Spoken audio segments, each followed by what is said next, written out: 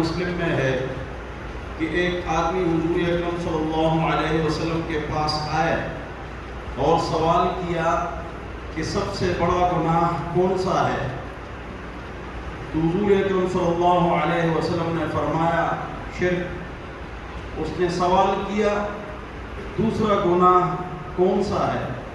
تو حضور اکرم صلی اللہ علیہ وسلم نے فرمایا کہ اولاد کو کم کرنا یا بند کرنا منصوبہ بندی۔ پھر اس نے پوچھا کہ اس کے بعد سب سے بڑا گناہ کون سا ہے؟ حضور اکرم صلی اللہ علیہ وسلم نے فرمایا یہ کہ آپ بدکاری کریں اپنے پڑوسی کی بیوی کے ساتھ۔ مطلب اس کا یہ ہے کہ جو لوگ آپ پر اعتماد کرتے ہیں، جو آپ کے حلقہ بگوش ہیں، تو ان کی عزت کرو، قدر کرو ان کے گھر والوں کی۔ تو جو لوگ آپ پر اعتماد کرتے ہیں آپ وہاں پر بدکاری کرتے ہیں۔ اسی طرح چچی ممانی سے پردہ ہے، دیور سے پردہ ہے، سالی سے پردہ ہے، کزن لڑکوں اور لڑکیوں سے پردہ ہے، اور یہاں بہت سستی ہوتی ہے، اس میں بہت سستی ہوتی ہے۔ ماموں اعتماد کرتا ہے اپنے بھانجے کے اوپر، چچا اعتماد کرتا ہے اپنے بھتیجے کے اوپر، لہذا یہ جو قریبی رشتے ہیں کزنز، چچا زاد، ماموں زاد، خالہ زاد، پھوپھی زاد، یہ جو رشتے ہیں اس میں بدکاری کرنے کا جو گناہ ہے وہ ڈبل ہے۔ اس لیے حضور اکرم صلی اللہ علیہ وسلم نے فرمایا کہ اس کے بعد وہاں پر بدکاری کرنا جہاں لوگ آپ کے اوپر اعتماد کریں اور آپ ان کے اعتماد کو ٹھیس پہنچائیں، تو یہ سب سے بڑا گناہ ہے، ڈبل گناہ ہے۔ پہلا سوال بڑا گناہ کون سا ہے؟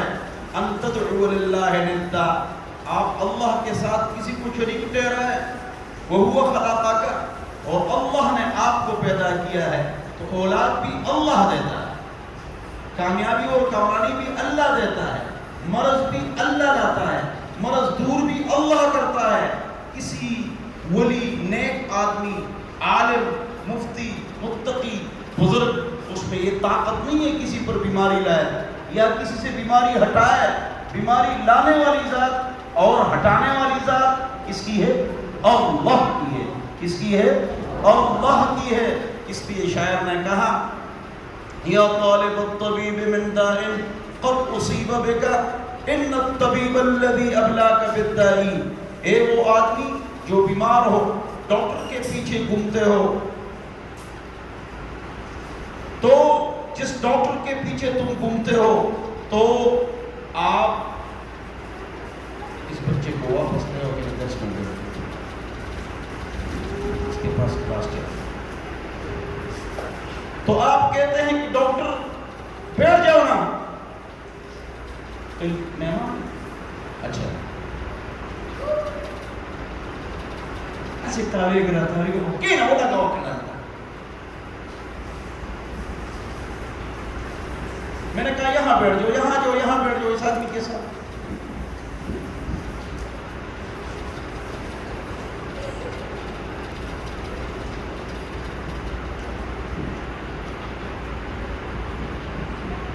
تو اللہ کے ساتھ کسی کو شریک ٹھہرانا یہ بہت بڑا گناہ ہے۔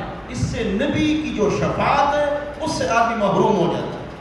بہت بڑے بڑے علماء آپ جانتے ہیں اور بڑی بڑی تقریریں کرتے ہیں، بہت زیادہ مشہور ہیں، سمجھ جاؤ نام نہیں لیتا، لیکن شرک اور بدعت پر نہیں بولتے ہیں۔ جب وہ مر جاتے ہیں ان کے ساتھ محبت کرنے والے ان کی قبر کے سجدے کرتے ہیں، ان کی قبر کا طواف کرتے ہیں، اور اب بھی چالو ہے، ان کی قبروں پر شرک طواف ہے، وہاں لوگ سجدہ کرتے ہیں، اس لیے کہ اس نے پوری زندگی شرک کے خلاف بیان نہیں کیا، سنت کے خلاف بیان نہیں کیا۔ ان تقتل ولدک، یہ کہ آپ اپنی اولاد کو قتل کریں اس ڈر سے کہ میرے ساتھ کھانا کھائے گا، گنجائش کم ہے تو اولاد کم ہونا چاہیے، تو ایسا مت کرو. اس پر تفصیلی گفتگو جمعے کو گزر چکی ہے, آپ کے سامنے گزر چکی ہے کہ اجتماعی منصوبہ بندی حرام ہے, انفرادی جائز ہے, کسی کو کوئی مجبوری ہو تو اس کے لیے جائز ہے. تیسرا بڑا گناہ کون سا ہے کہ آپ اپنی پڑوسیوں کے ساتھ بدکاری کریں. وہ آپ پر اعتماد کرتے ہیں, ان کے گھر میں کوئی ڈھاکہ ڈالے گا, ان کو تکلیف پہنچائے گا, ان کو کوئی تنگ کرے گا, آپ لاشن کو اٹھائیں گے, الٹا آپ وہاں بدکاری کرتے ہیں. حضور فرماتے ہیں یہ سب سے بڑا. آگے حضور اکرم صلی اللہ علیہ وسلم نے فرمایا کہ اس طرح قرآن میں بھی ہے, جس طرح میں نے کہا اس طرح قرآن میں ہے, والذین لا یدعون مع اللہ الہا آخر, وہ لوگ اللہ کے نیک بندے ہیں, متقی ہیں. عباد الرحمن کے اندر 14 صفات ہے. پاک رب نے پاک کلام میں 19واں پارہ سورہ فرقان آخری صفحہ کہ عباد الرحمن کی 14 صفات ہیں. ان میں سے ایک صفت جو شرک نہیں کرتے, دوسری صفت قتل نہیں کرتے, ولا یقتلون, اولاد دلانا منصوبہ بندی کرنا یہ بھی قتل ہے, اور ولا یزنون, اور وہ بدکاری نہیں کرتے. اللہ تعالیٰ مجھے اور آپ کو ان باتوں پر عمل کرنے کی توفیق نصیب فرمائے. میں نے یہ پورا باب آج ختم کر رہا, میں نے کہا پورا باب ختم کروں گا اس لڑکے کی غلطی کی وجہ سے. جہاں آپ کو میں نے کہا بیٹھ جاؤ, تو جہاں ابھی آپ بیٹھے آپ یہاں بیٹھ جائیں, وہاں تک آپ کیوں گئے؟ فرمایا بیٹھ جاؤ. جمعے کے دن عبداللہ بن مسعود رضی اللہ عنہ گیٹ پہ تھے, وہاں بیٹھ گئے. حضور ہمارے لیے نمونہ ہے. اس طرح عالم جب وہ آپ بیٹھ جاؤ بیٹھ بس, یہ نہیں کہ اتنا صبر کرو, پھر آپ نے تو حکم نہیں مانا, آپ نے اتنا صبر کیوں کیا؟ بیٹھ جاؤ تو بس بیٹھ. اللہ ہم سب کو سمجھتا ہے, بہت بہتر ہے.